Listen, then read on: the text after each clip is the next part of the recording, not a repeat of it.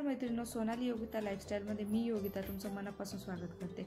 आज जी रेसिपी मी तुमच्यासोबत शेअर करणार आहे ती लहानांपासून मोठ्यांपर्यंत प्रत्येकाला आवडते, ती म्हणजे पाणीपुरी। तर बघूया पाणीपुरीचं गोड पाणी आणि तिखट पाणी कसं बनवायचं। चला तर मग रेसिपीला सुरुवात करूया। इथे सर्वात आधी एका वाटीमध्ये मी गरम पाणी घेतलं आहे। गरम पाणीमध्ये इथे चिंच भिजत टाकली आहे। कमीत कमी अर्धा तास तरी चिंच भिजत टाकायची आहे। त्यानंतर इथे मी तिखट पाण्याची तयारी करते आहे। तिखट पाण्यासाठी पुदिना, कोथिंबीर, आलं आणि हिरवी मिरची घेतली आहे। मिक्सरच्या भांड्यामध्ये पुदिना, कोथिंबीर, आलं आणि हिरवी मिरची मी इथे टाकून त्यांची बारीक पेस्ट करून घेतली आहे। तिखट तुम्ही तुमच्या आवडीप्रमाणे घेऊ शकता, कमी जास्त करू शकता। त्यानंतर इथे पेस्ट बघू शकता, पेस्ट आपली तयार झालेली आहे।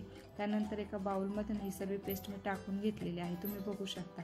त्यानंतर जेवढं आपल्याला तिखट पाणी बनवायचं आहे ना तेवढे आपण इथे पाणी टाकून घेतोय, बघू शकता। इथे पाणी टाकलंय मी।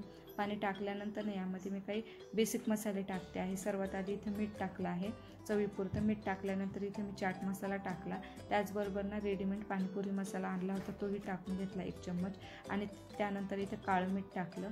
त्यानंतर इथे छान मिक्स करून घेतलं आहे, तुम्ही बघू शकता। अगदी छान असं मिक्स करून घेतलं। त्यानंतर इथे मी भाजून घेतलेल्या जिऱ्याची पावडर टाकलेली आहे।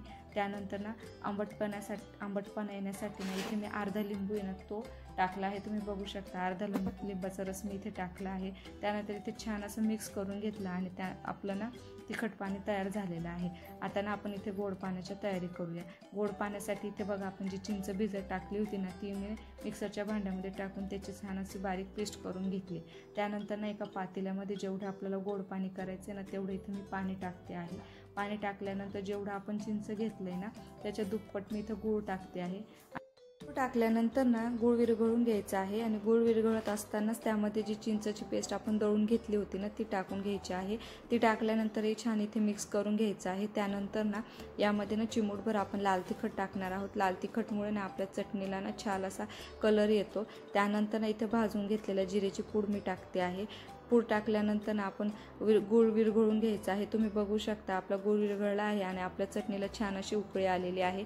आता मी तुम्हाला एक ट्रिक सांगते आहे, जेणेकरून आपली चटणी अशी घट्टसर होईल। त्यासाठी इथे एका वाटीमध्ये मी इथं कॉर्नफ्लॉवर घेतला आहे। त्या कॉर्नफ्लॉवरच्या मध्ये मी पाणी टाकते आहे। त्यांनी छान अशी पातळ पेस्ट करून घेतली। त्यानंतर ही पेस्ट आहे आपण उकळत असलेल्या चटणीमध्ये टाकून घेऊया। त्याने आपली चटणी एकदम घट्टसर होईल, तुम्ही बघू शकता। पेस्ट टाकताच आपली चटणीला घट्टपणा आलेला आहे। तयार आहे आपली पाणीपुरीची गोड चटपटीत अशी चटणी। तुम्हाला जर अशीच माझे व्हिडिओ आवडत असेल तर व्हिडिओला लाईक करा, शेअर करा आणि चॅनलला सबस्क्राईब करायला विसरू नका। धन्यवाद।